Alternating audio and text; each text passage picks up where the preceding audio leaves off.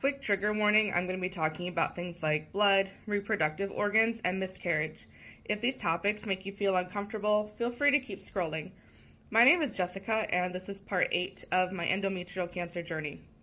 We are going to backtrack on my journey a little bit. To be honest, the blog post associated with this video was really hard for me to write. This is probably going to be a difficult video for me to record, so please bear with me. A symptom of having PCOS is having irregular periods. As a teen, I was somewhat regular. As I grew older and became sexually active, my periods started to grow farther and farther apart. Things got to the point that when I did have a period, it was super light spotting. I wasn't even sure if it counted as a period. In March 2023, I had a normal period. Nick and I had been trying to conceive for about 4 years at this point. We took the opportunity and tried to catch my fertile window by trying to conceive immediately following my period. Being irregular means it is nearly impossible for me to know when or if I ovulate and when or if I am fertile. Soon after, I started to notice hormonal changes in my body. To be safe, I took a pregnancy test in April. I was disappointed to see only one line. Again. About a week later, I started my period again. This was unusual as I typically don't have periods that close together. At first, it seemed like a normal period, then it didn't.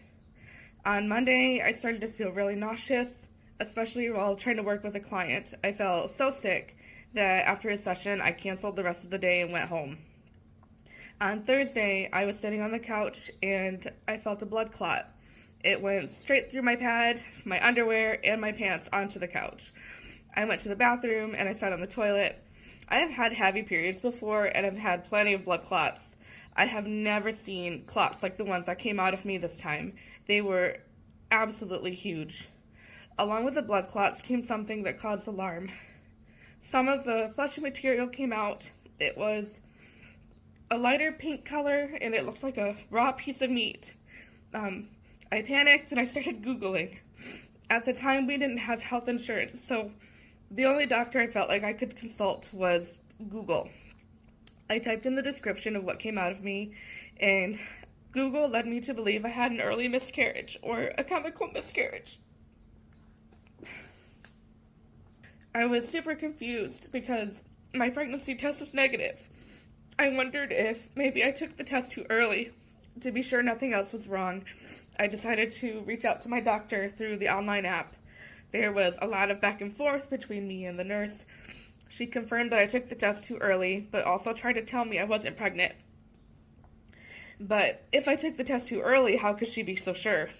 I told her I needed to know for peace of mind. The doctor suggested that I take a pregnancy test via blood sample. 2 weeks after the bleeding had stopped, I went in for a pregnancy test, and the test was negative. At first, I was disappointed, but relieved to have a clear answer. I oddly would have preferred to have the result be positive. At least that way I knew after 4+ years of trying that I could get pregnant. I would maybe at least have a baby in heaven. But I had an answer and I knew it was time to move on. But then doubt crept in. What if the blood test was done too late and my hormones already went back to baseline? What if I was really pregnant and my medical team was too slow to act?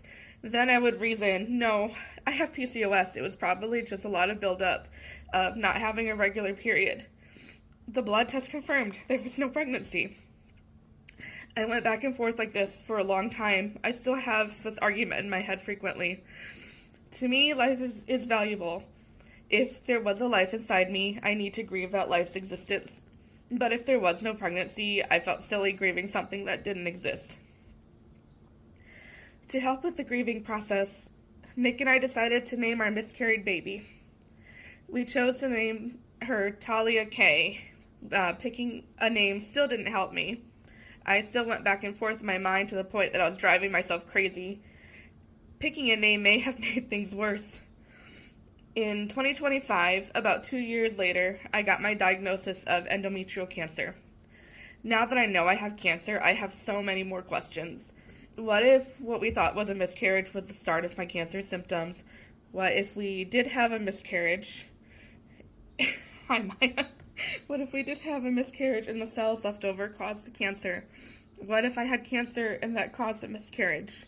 I may never know if I had a miscarriage or not, and that frustrates me. Having cancer makes things so much more frustrating and complicated. I still grieved. I still grieve over Talia. I also grieve over not being able to have a baby of my own or to be able to do it naturally. Infertility is really hard and really heartbreaking. It feels like a longing or an ache that is never satisfied. It is a sense of emptiness. Infertility is lonely and isolating. My friends without kids keep getting younger and younger.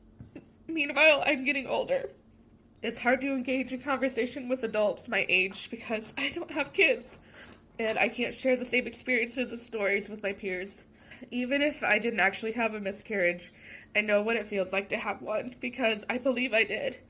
I sometimes still think that I did. If you are watching this and you lost a baby, know that I see you. If I were standing in front of you, I'd give you the biggest, longest hug. A verse that has gotten me through a lot of hardship is Isaiah 43, 1-2.